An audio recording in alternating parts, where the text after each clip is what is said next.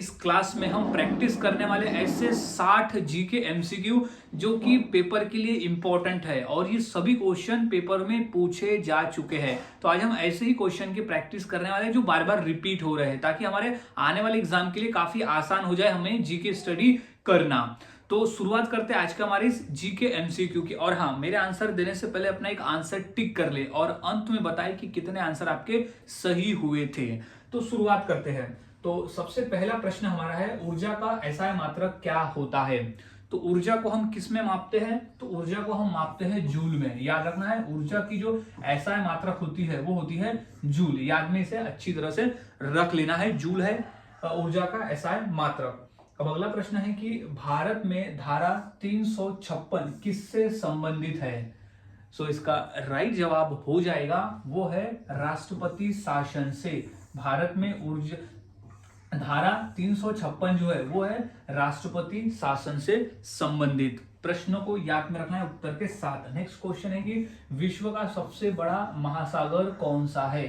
तो विश्व का जो सबसे बड़ा महासागर है वो है प्रशांत महासागर। याद रखना है, प्रशांत महासागर है विश्व का सबसे बड़ा महासागर, जिसे पैसिफिक ओशन कहते हैं इंग्लिश में। अगला प्रश्न है, भारतीय राष्ट्रीय कांग्रेस की स्थापना कब हुई थी?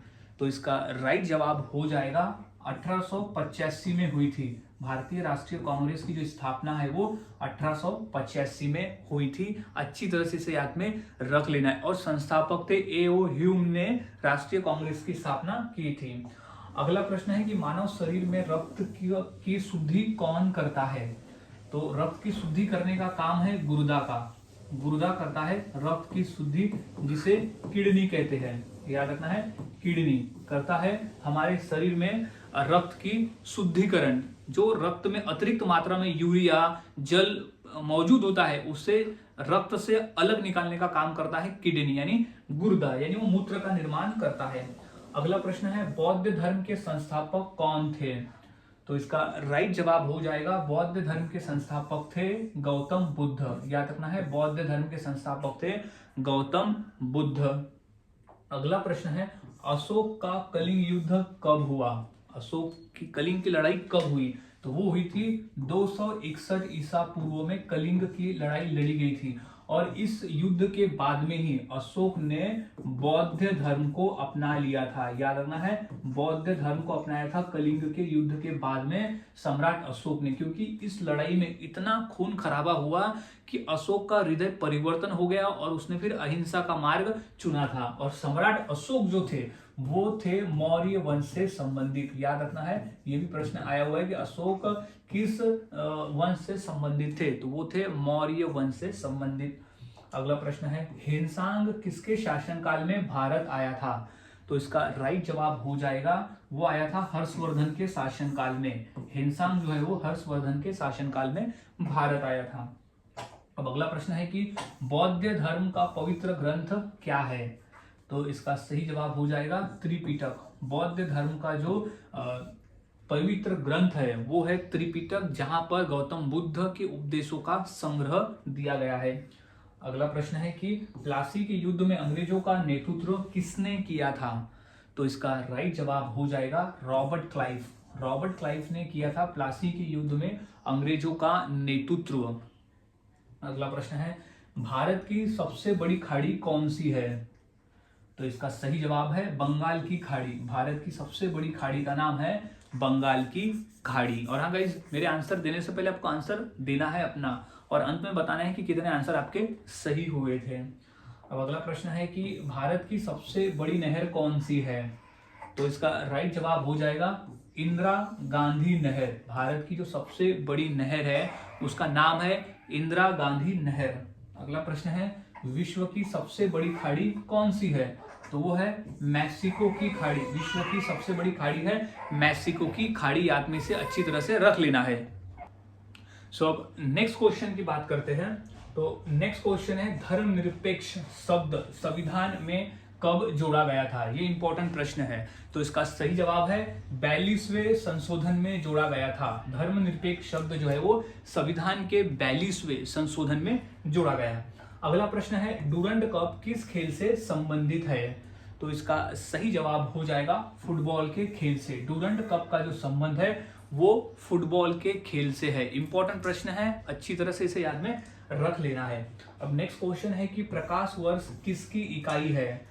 तो इसका सही जवाब हो जाएगा दूरी की इकाई है। प्रकाश वर्ष जो है वो हम दूरी में मापते हैं। दूरी की इकाई जो है प्रकाश वर्ष है। दूरी को हम प्रकाश वर्ष में मापते हैं, वो खगोल शास्त्र में मापते हैं दूरी को प्रकाश वर्ष में। अगला प्रश्न है कि अर्जुन पुरस्कार किस क्षेत्र से संबंधित है? तो अर्जुन पुरस्कार का जो संबंध है वो है खेल के क्षेत्र में। खेल के क्षेत्र में खिलाड़ियों को दिया जाता है अर्जुन पुरस्कार। याद रखना है, ये खिलाड़ियों को दिया जाने वाला पुरस्कार है अर्जुन पुरस्कार। अगला प्रश्न है कि रक्त का लाल रंग किसकी वजह से होता है? तो रक्त का जो लाल रंग है वो होता है हीमोग्लोबिन की वजह से। याद रखना है, हीमोग्लोबिन कारण है रक्त का लाल कलर होने में, जिसमें लोह नामक धातु पाया जाता है, यानी लोहा धातु पाया जाता है हीमोग्लोबिन में, इसलिए उसका जो कलर है वो हमें लाल कलर का दिखाई देता है। अगला प्रश्न है कि मानव शरीर का सामान्य तापमान कितना होता है? तो इसका सही जवाब हो जाएगा 37 डिग्री सेल्सियस होता है मानव शरीर का सामान्य तापमान, जो कि 98.6 डिग्री फ़ारेनहाइट के बराबर होता है। नेक्स्ट, मानव शरीर में लाल रक्त कोशिकाओं का निर्माण कहां पर होता है? तो इसका राइट जवाब हो जाएगा अस्थि मज्जा में। मानव शरीर में लाल रक्त कोशिकाओं का जो निर्माण है वो होता है अस्थि मज्जा में। इंपॉर्टेंट प्रश्न है ये। अब नेक्स्ट क्वेश्चन है कि रक्तचाप किस में मापा जाता है? तो रक्तचाप जो है वो स्फिग्मोमैनोमीटर में मापा जाता है। स्फिग्मोमैनोमीटर में मापा जाता है रक्तचाप, यानी ब्लड प्रेशर। और उसकी इकाई क्या है? तो उसकी इकाई है mmHg। mm यानी होता है उसकी ऊंचाई, इस तरह से ऊंचाई, और Hg यानी होता है कि उसमें जो पारा मौजूद होता है मर्क्यूरी, तो मर्क्यूरी का जो पॉइंट है वो है Hg में, तो इससे mmHg। तो mm जितना वो ऊंचा उठता है पारा, उतना वो mm में उठता है और उसको Hg में डिनोट हम करते हैं। अगला प्रश्न है कि राष्ट्रीय खेल दिवस कब मनाया जाता है? तो इसका सही जवाब हो जाएगा 29 अगस्त के दिन हम हर साल राष्ट्रीय खेल दिवस मनाते हैं। अब क्यों मनाते हैं? क्योंकि इस दिन मेजर ध्यानचंद, हॉकी के जादूगर कहे जाने वाले मेजर ध्यानचंद जी की जयंती आती है, तो उन्हीं के जयंती के याद में हम मनाते हैं राष्ट्रीय खेल दिवस। अब मेजर ध्यानचंद को हम हॉकी का जादूगर भी कहते हैं, उन्हें हॉकी का जादूगर भी कहा जाता है, याद में से रख लेना है। हॉकी का जादूगर मेजर ध्यानचंद, जो कि हॉकी का खेल खेला करते थे। अगला प्रश्न है विश्व एड्स दिवस कब मनाया जाता है? तो इसका राइट जवाब हो जाएगा 1 दिसंबर को हम हर साल विश्व एड्स दिवस के रूप में मनाते हैं। इंपॉर्टेंट प्रश्न है ये, काफी बार ये प्रश्न पेपर में आया हुआ है। नेक्स्ट क्वेश्चन है कि राष्ट्रीय विज्ञान दिवस किस वैज्ञानिक से जुड़ा हुआ है? तो इसका सही जवाब हो जाएगा सर सीवी रमन से जुड़ा हुआ है राष्ट्रीय विज्ञान दिवस। अब राष्ट्रीय विज्ञान दिवस हम कब मनाते हैं? तो वो हम मनाते हैं 28 फरवरी के दिन। 28 फरवरी के दिन हम हर साल मनाते हैं। अब क्यों मनाते हैं? क्योंकि उस दिन रमन प्रभाव की खोज की गई थी। किसने किया था? तो वो किया था सर सीवी रमन में। किस वर्ष किया गया था रमन प्रभाव की खोज? तो वो 1928 में किया गया था। फिर 1930 में इस खोज के लिए सर सीवी रमन को नोबेल पुरस्कार भी दिया गया था। नोबेल पुरस्कार से सम्मानित किया गया था 1930 में। अब किस क्षेत्र में दिया गया था? तो वो दिया गया था भौतिक के क्षेत्र में। भौतिक के क्षेत्र में दिया गया था सर सीवी रमन को नोबेल पुरस्कार 1930 में। अगला प्रश्न है विश्व जल दिवस कब मनाया जाता है? तो इसका सही जवाब हो जाएगा 22 मार्च के दिन हम हर साल विश्व जल दिवस के रूप में मनाते हैं, याद में रख लेना है। अब नेक्स्ट क्वेश्चन है कि अर्थशास्त्र के लेखक कौन है? तो अर्थशास्त्र पुस्तक जो है वो लिखा गया है चाणक्य के द्वारा। अब चाणक्य का एक और नाम है कौटिल्य। चाणक्य को कौटिल्य भी कहा जाता है और दूसरा नाम है विष्णुगुप्त। उन्हें विष्णुगुप्त भी कहा जाता है, याद में रख लेना है। ये दोनों नाम यानी 3 चाणक्य, कौटिल्य और विष्णुगुप्त ये एक ही व्यक्ति के नाम थे। क्योंकि ये रेलवे एग्जाम जो भी हुआ 2024 का, उसमें ये प्रश्न आया था कि चाणक्य का अन्य नाम क्या था, तो उसमें था विष्णुगुप्त ऑप्शन में। अगला प्रश्न है बिहू नृत्य किस राज्य का लोक नृत्य है? तो बिहू जो है वो असम राज्य का लोक नृत्य है। बिहू असम राज्य का है, जो कि फसल की कटाई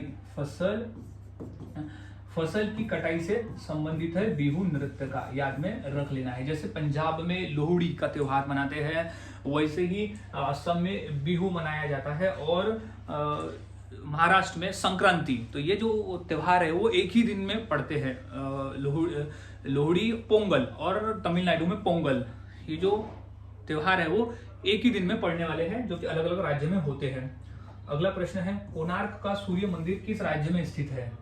तो इसका सही जवाब है उड़ीसा राज्य में स्थित है। कोणार्क का जो सूर्य मंदिर है वो उड़ीसा राज्य में स्थित है। और कोणार्क का जो सूर्य मंदिर जिसने किया था वो था नरसिंह देव प्रथम ने कोणार्क मंदिर का निर्माण करवाया था, याद में से रख लेना, ये पॉइंट है। अब नेक्स्ट क्वेश्चन है कि किस ग्रह का उपग्रह टाइटन है? किस ग्रह का उपग्रह टाइटन है? तो इसका सही जवाब हो जाएगा शनि ग्रह का। शनि ग्रह का जो उपग्रह है वो टाइटन है। अब शनि ग्रह, अब उपग्रह किसे कहते हैं? अगर ये ग्रह है और वो ग्रह के चारों ओर जब आकाशीय पिंड उसके परिक्रमा करते हैं तो उन्हें उपग्रह कहा जाता है, ये याद में रख लेना है, उन्हें हम उपग्रह कहते हैं। अब अगला प्रश्न है, दाब मापने का यंत्र कौन सा है? तो दबाव मापने का जो यंत्र है वो है बैरोमीटर। बैरोमीटर का उपयोग करके हम दाब को मापते हैं। अगला प्रश्न है, टेस्ला कंपनी के संस्थापक कौन माने जाते हैं? तो इसका राइट जवाब हो जाएगा एलन मस्क। टेस्ला कंपनी के जो संस्थापक है वो एलन मस्क माने जाते हैं। अगला प्रश्न है, भारत छोड़ो आंदोलन किस वर्ष हुआ था? ये तो मोस्ट इंपॉर्टेंट क्वेश्चन है, और भारत छोड़ो आंदोलन से कई बार प्रश्न पेपर में पूछे गए हैं और पूछे भी जाते हैं, तो इन्हें तो हमें अच्छी तरह से याद में रख लेना है। तो भारत छोड़ो आंदोलन जो है वो 1942 में शुरू हुआ था। अब 1942 में किसने शुरू किया था? तो वो थे महात्मा गांधी जी ने भारत छोड़ो आंदोलन शुरू किया था। अब भारत छोड़ो आंदोलन का जो मुख्य नारा क्या था?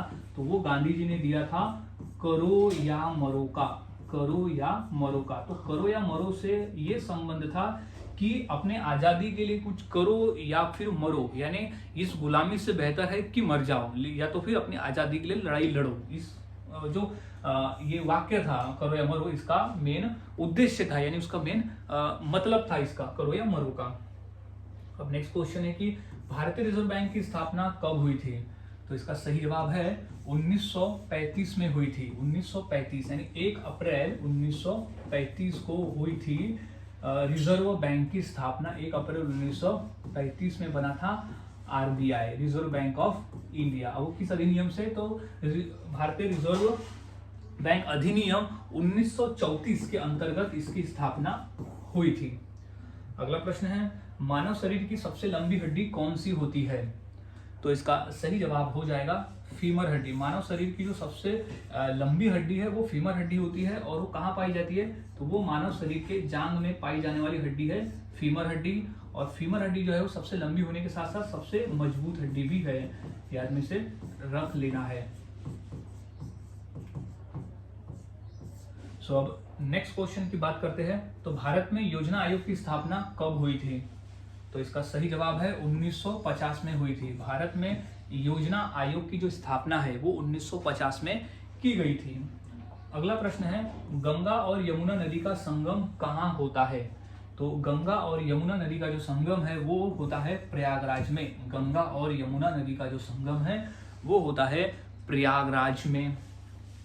अब अगला प्रश्न है कि भारत में संसदीय प्रणाली किस देश से ली गई है? तो इसका सही जवाब हो जाएगा ब्रिटेन से। Option number B right answer है, ब्रिटेन से ली गई है। भारत में संसदीय प्रणाली जो है वो ब्रिटेन से ली गई है। अगला प्रश्न है, जलियांवाला बाग हत्याकांड कब हुआ था? ये तो मोस्ट इंपॉर्टेंट प्रश्न है, और काफी बार ये प्रश्न पेपर में आया हुआ है, और इससे संबंधित प्रश्न भी पेपर में पूछे गए हैं। तो देख लेते हैं कि जलियांवाला बाग हत्याकांड जो है वो सन 1919 में हुआ था। तो पॉइंट्स इसके देख लेते हैं। अब कब हुआ था? तो वो दिन था 13 अप्रैल सन 1919 को हुआ था जलियांवाला बाग हत्याकांड। अब ये कहाँ हुआ था? तो ये हुआ था अमृतसर में। अमृतसर के जलियांवाला बाग हत्या जगह पे हुआ था। अभी किसके विरोध में हुआ था? तो अंग्रेजों ने एक कानून पारित किया था जिसका नाम था रोलेट एक्ट। अब रोलेट एक्ट में जो लिखे गए थे, रोलेट एक्ट का जो नियम था वो था कि न वकील होगा, यानी जो भी क्रांतिकारी नेता है उनको शक के आधार पर गिरफ्तार किया जाएगा, और ना ही उनके लिए वकील होगा, ना दलील होगी, और ना ही कोई उन्हें सहायता मिलेगी। डायरेक्ट उन्हें 6 महीने के लिए जेल में डाला जाएगा। तो इसके विरोध में लोग कहाँ जमा हुए थे? तो लोग जलियांवाला बाग में जमा हुए थे। जलियांवाला बाग में लोग जमा हुए थे रोलेट एक्ट के विरोध में, और 2 नेताओं को भी उन्होंने गिरफ्तार किया था। तो वो 2 नेता के विरोध, उनके गिरफ्तार किए थे, तो वो विरोध में और रोलेट एक्ट के विरोध, ऐसे 2 कारणों से लोग जो है वो जलियांवाला बाग में इकट्ठा हुए थे। और वहां इकट्ठा होने के बाद में जनरल डायर ने उन पर अंधाधुंध गोलियां चलाई थी। जनरल डायर ने उस समय अंधाधुंध गोलियां चलाई थी उनके ऊपर में, उसे ही कहा जाता है जलियांवाला बाग हत्याकांड। अब जलियांवाला बाग हत्याकांड के विरोध में महात्मा गांधी जी ने कैसर ए हिंद की उपाधि लौटा दी थी। कैसर ए हिंद की उपाधि लौटा दी थी। और रविंद्रनाथ टैगोर ने नाइटहुड की